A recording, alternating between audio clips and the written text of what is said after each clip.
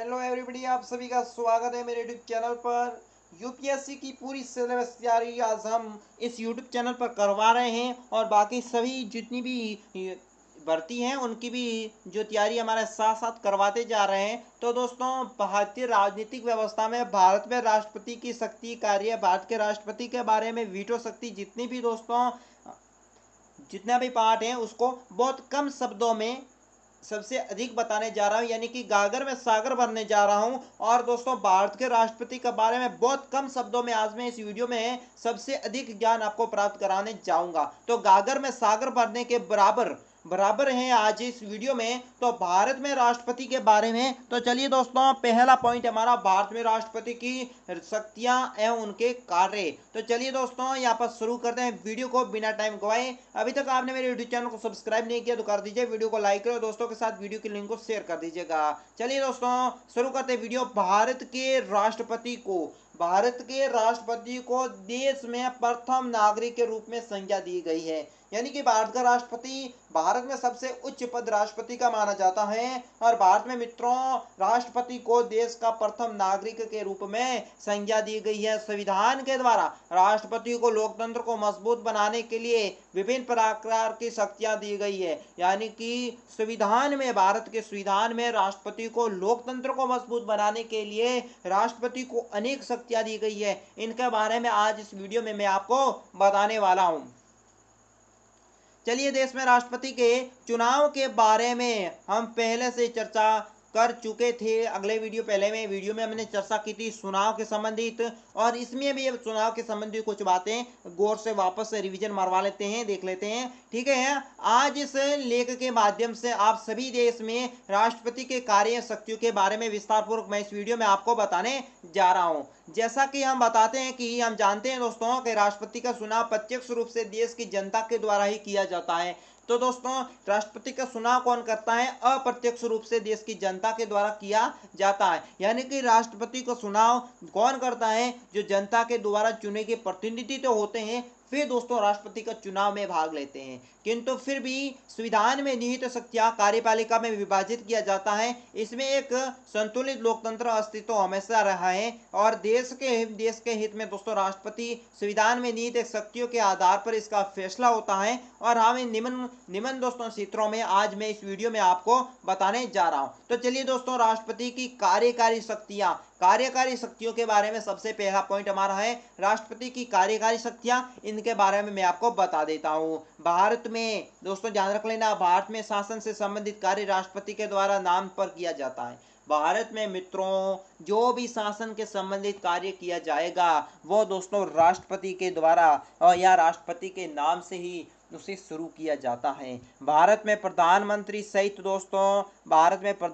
सहित मंत्रिमंडल के सदस्यों की नियुक्ति, यानी कि भारत के प्रधानमंत्री हुए या दोस्तों मंत्रिमंडल में किसी भी सदस्य की नियुक्ति दोस्तों, या उसके बीच में मंत्रालय का दोस्तों बंटवारा करना है, ये दोस्तों सब कुछ राष्ट्रपति के द्वारा किया जाता है। यानी कि भारत में दोस्तों प्रधानमंत्री को शपथ ग्रहण कौन करवाएगा? राष्ट्रपति। मंत्रिमंडल के सदस्यों की नियुक्ति कौन करेगा? राष्ट्रपति। और इसके बीच में दोस्तों अगर मंत्रालय का बंटवारा करना तो कौन करेगा? राष्ट्रपति। ये सब कुछ राष्ट्रपति का काम होता है।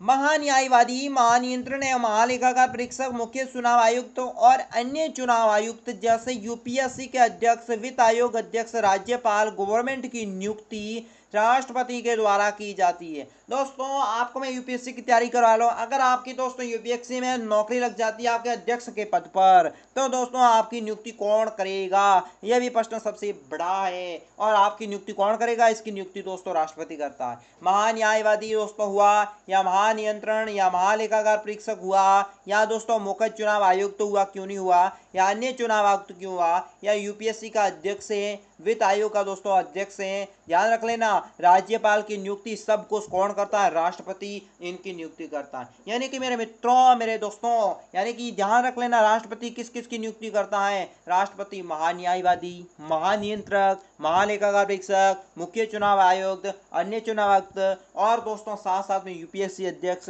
वित्त आयोग के अध्यक्ष, राज्यपाल की नियुक्ति, ये सब दोस्तों राष्ट्रपति करता है। कौन करता है इसकी नियुक्ति?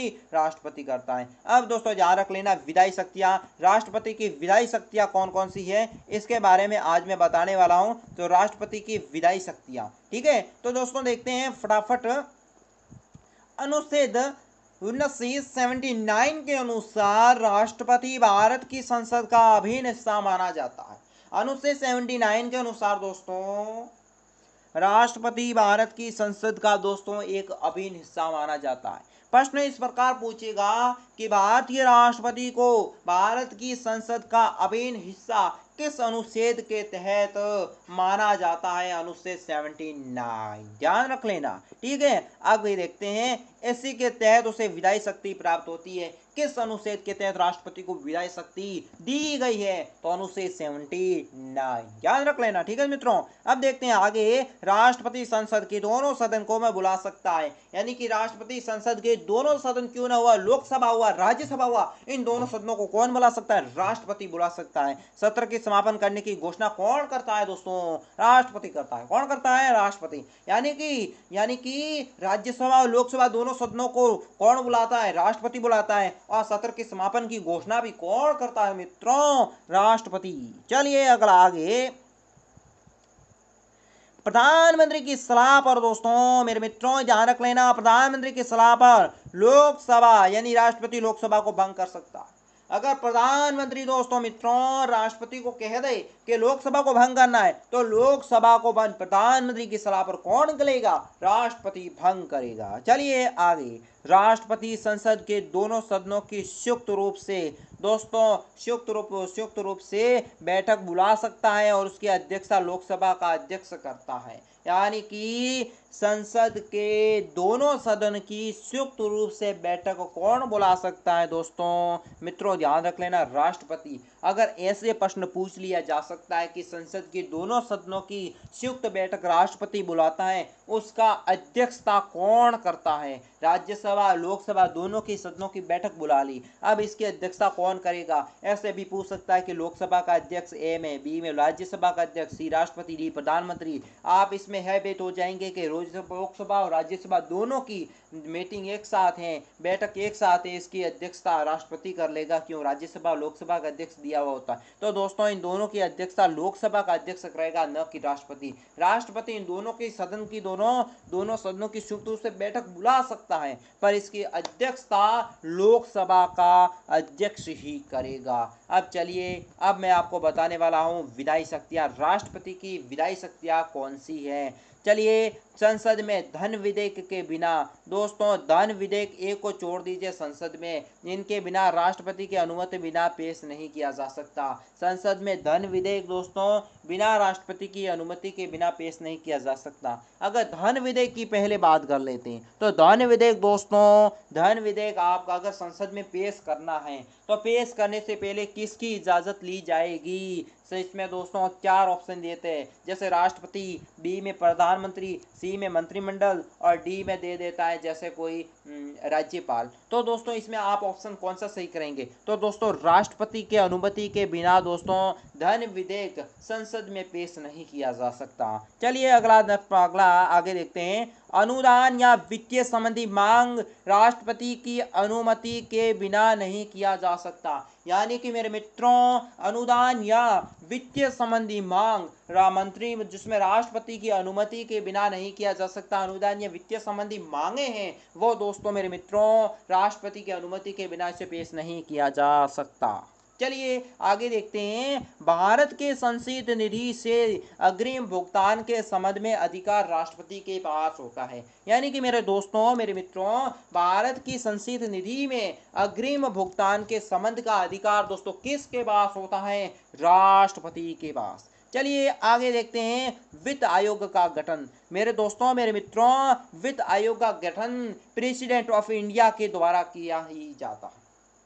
यानी कि दोस्तों ऐसा प्रश्न पूछ लिया जाता है, वित्त आयोग का गठन किसके द्वारा किया जाता है? राष्ट्रपति, प्रेसिडेंट ऑफ द इंडिया के द्वारा वित्त आयोग का गठन किया जाता है? यह प्रश्न भी पूछा जा सकता है। बहुत महत्वपूर्ण के बारे में मैं आपको बताने जा रहा था, और ये दोस्तों बहुत बहुत मोस्ट आ रहे हैं, ध्यान रख लेना। इस प्रकार के टाइप के ही प्रश्न पूछे जाते हैं, बहुत हार्ड नहीं, नॉर्मल 20 के प्रश्न पूछे जाते हैं कि वित्त आयोग का गठन किसके द्वारा किया जाता है। इसका सही उत्तर होगा president of the India, president of India. चलिए अगला पॉइंट, अब मैं बताने वाला हूं राष्ट्रपति की न्यायिक शक्तियां। राष्ट्रपति की दोस्तों न्यायिक शक्तियों के संबंध में, तो न्यायिक शक्तियां देख लेते हैं, यानी कि पूरा झंझट खत्म करने जा रहा हूं मैं राष्ट्रपति के बारे में। A to Z जितनी भी प्रश्न बनते हैं पूरे पार्ट को मैं सोल्व कराने जा रहा हूं, गागर में सागर भरने जा रहा हूं। तो दोस्तों चैनल को सब्सक्राइब करें, वीडियो को लाइक करें, वीडियो के लिंक को फटाफट शेयर कर दीजिएगा दोस्तों को भी, आपके जितने भी दोस्त हैं उनको भी इस वीडियो को फायदा प्राप्त हो सके। चलिए देखिएगा, राष्ट्रपति देश में स्थापित उच्च एवं उच्च न्यायालय के प्रधान न्यायाधीश एवं उच्च न्यायाधीश, जिसमें प्रधान न्यायाधीश या उच्च न्यायाधीश की नियुक्ति करता है। यानी कि मेरे मित्रों ध्यान रख लेना कि राष्ट्रपति देश में स्थापित उच्च या उच्चतम न्यायालय के प्रधान न्यायाधीश एवं उच्च न्यायालय की नियुक्ति राष्ट्रपति करता है। अब ये ध्यान रख लेना दोस्तों, ऐसा भी प्रश्न पूछा जा सकता है, उच्च एवं उच्चतम न्यायालय के प्रधान न्यायाधीश एवं उच्च न्यायाधीशों की नियुक्ति कौन करता है? प्रधानमंत्री,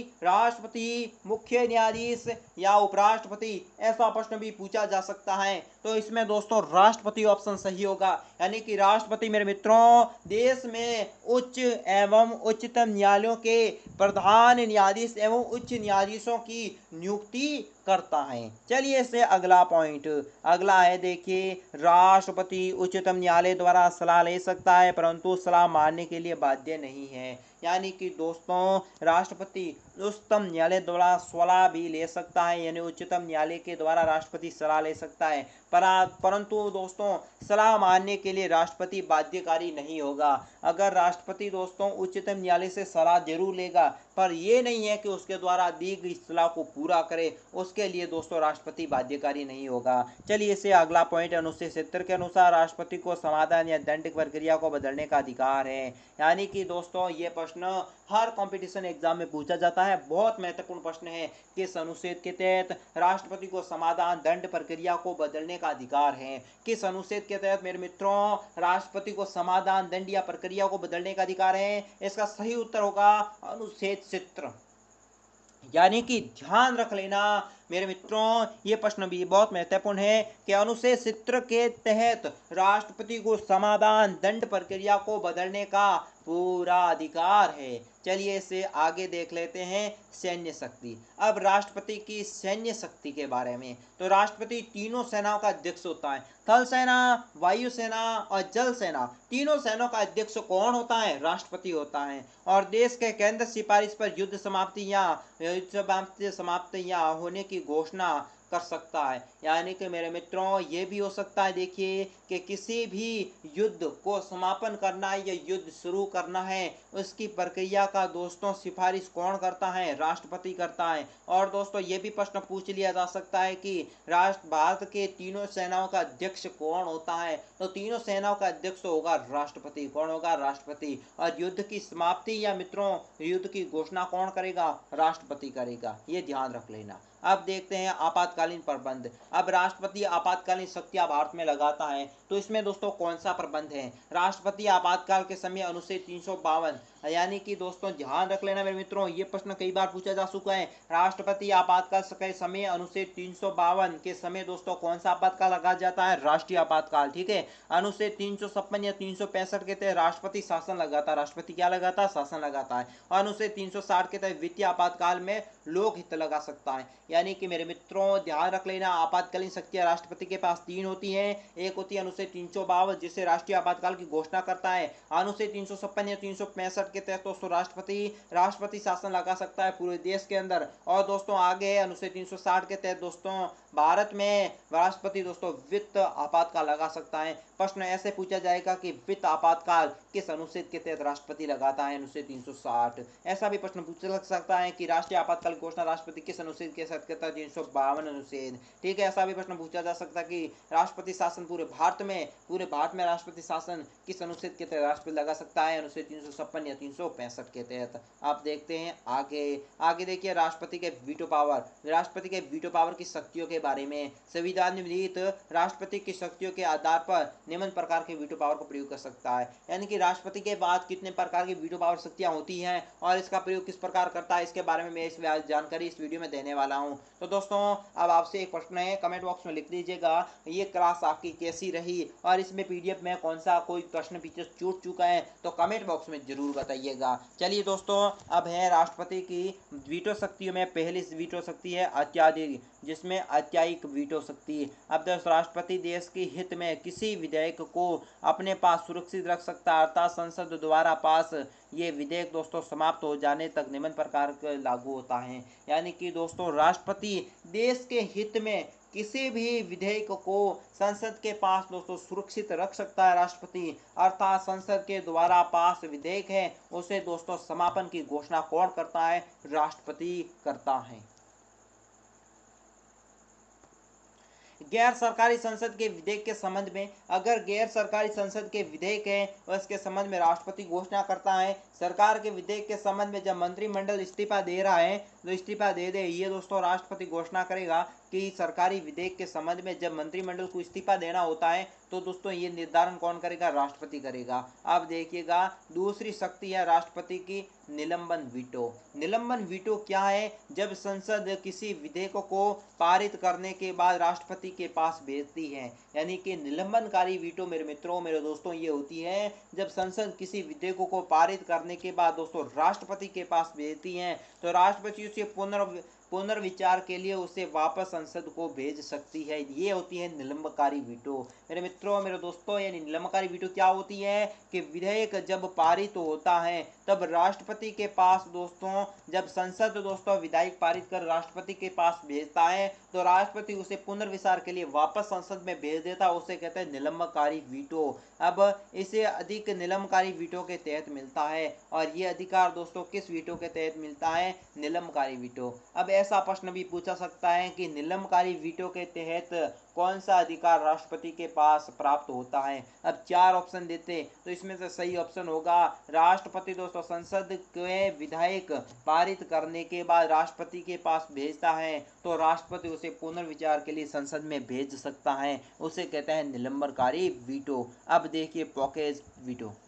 अब पॉकेज वीटो क्या है, पॉकेज वीटो दोस्तों जब राष्ट्रपति किसी विधेयक को न तो सहमति प्रदान करता है न इसे अस्वीकार करता है। जब मित्रों राष्ट्रपति, यानी कि यहाँ पर ध्यान रख लेना कि पॉकेज वीटो क्या है। पॉकेज वीटो जब राष्ट्रपति किसी विधेयक को न तो दोस्तों सहमति देता है न इसे अस्वीकार करता है, अपितु उसे अनिश्चित काल के लिए दोस्तों पास रख लेता है। यानी कि कुछ अनिश्चित काल के लिए पास रख लेता है, इसे पॉकेज वीटो के माध्यम से माना जाता है। यानी कि मेरे मित्रों मेरे दोस्तों पॉकेज वीटो क्या है, ये प्रश्न भी कई बार पूछा गया है और पूछा भी जा सकता है। यानी कि इसमें ये होगा सही उत्तर, जब राष्ट्रपति किसी भी विधेयक को न तो सहमति देता है न इसे अस्वीकार करता है, अपितु कुछ समय के लिए कुछ अनिश्चित काल के लिए उस वीटो को उस दोस्तों विधेयक को अपने पास में रख लेता है,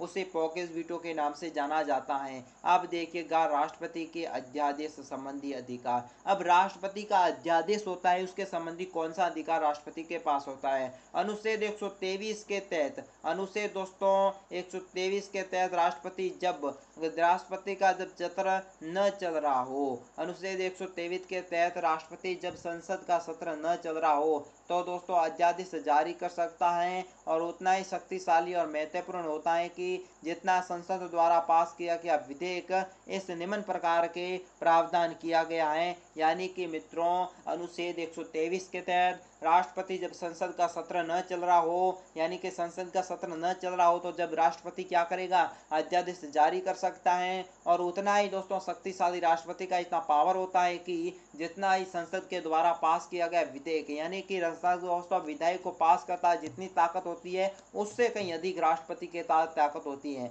तो देखिए इसके अध्यादेश के लिए क्या महत्वपूर्ण तथ्य हैं। फर्स्ट तथ्य ये अध्यादेश सत्र दोस्तों प्रारंभ होने के केवल 100 महीने तक ही मान्यता रहता है। यानी कि ध्यान रख लेना, ये अध्यादेश सत्र प्रारंभ होने के लिए लगभग दोस्तों ये अध्यादेश सत्र प्रारंभ होने से पहले 100 महीने यानी कि 100 सप्ताह, 100 महीने नहीं सॉरी 100 सप्ताह तक ही मान्य रहेगा। अगर अध्यादेश सत्र प्रारंभ होने से केवल 100 सप्ताह तक ही राष्ट्रपति अगर इस अध्यादेश को पारित कर लेता है बिना संसद, तो दोस्तों ये 100 सप्ताह तक ही मान्य रहेगा, फिर इसे वापस विधेयक को पारित करवाना पड़ता है। अब देखिए, संसद इससे पहले भी अध्यादेश खत्म कर सकता है। संसद चाहे तो राष्ट्रपति जिसे सहमति देता है उसे एक अध्यादेश संसद लाकर इसको खारिज कर सकता है। अब आगे देखते हैं मित्रों दोस्तों, आगे है अध्यादेश बनाने की शक्ति केवल राष्ट्रपति उसी में मिलती है जिसमें संसद सरकार बना सकती है।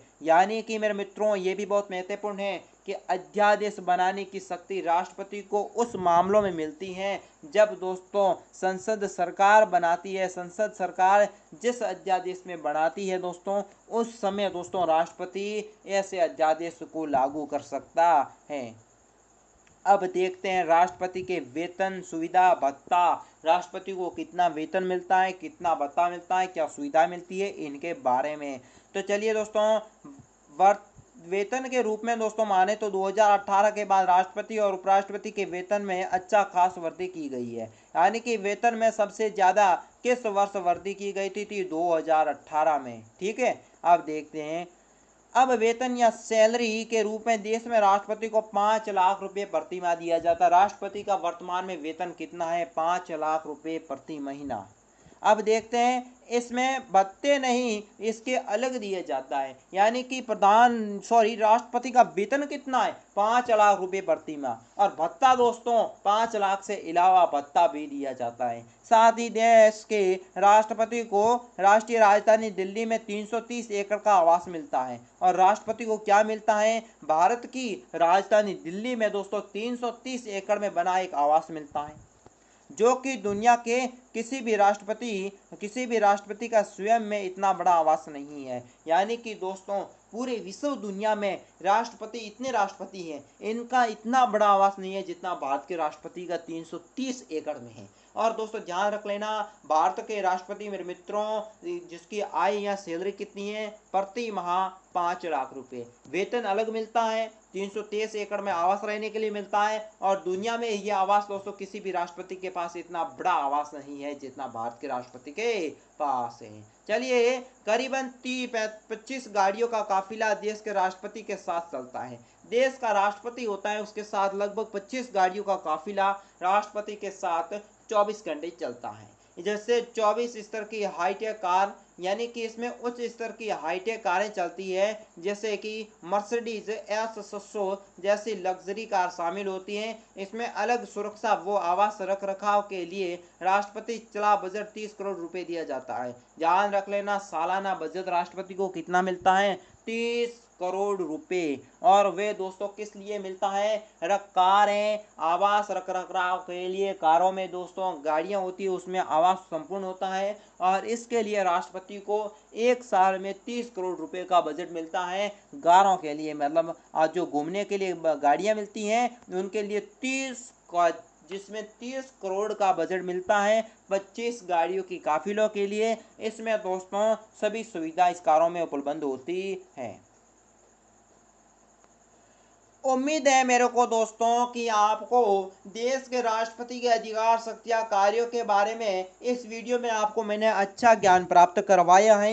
मेरे चैनल को सब्सक्राइब करें, वीडियो को लाइक करें, दोस्तों के साथ शेयर कर लें। अगर दोस्तों ये वीडियो आपको अच्छा नहीं लगा है तो कमेंट बॉक्स में जरूर बताना। वीडियो को अनलाइक मत करना, वीडियो को लाइक कर देना, और कमेंट बॉक्स में जरूर बताना कि वीडियो आपको कैसा लगा। अगर कोई भी टॉपिक अगर पीछे छूट चुका है तो आप कमेंट बॉक्स में जरूर बताना। इसके संबंध में जो भी मैं वीडियो छुड़वा कर इस वीडियो के कमेंट बॉक्स में उस वीडियो के लिंक को डाल दूंगा। आज के वीडियो में बस इतना ही। भास्कर को देनी होगी अब आपको इजाजत, और साथ ही दोस्तों मेरे यूट्यूब चैनल पर बाकी के जो वीडियो उपलब्ध है वो देखना ना भूलें। और धीरे धीरे दोस्तों मैंने यूपीएससी का पूरा कोर्स प्रतिबिंब के रूप में मैं इस यूट्यूब चैनल पर उपलब्ध करवाने जा रहा हूं, और मैं लगभग 1 साल के भीतर जिसमें यूपीएससी का पूरा कोर्स इस यूट्यूब चैनल पर मैं चढ़वा दूंगा, और देखना ना भूलें। और साथ ही दोस्तों अब दीजिए मुझे इजाजत, नेक्स्ट वीडियो मिलते हैं। नमस्कार।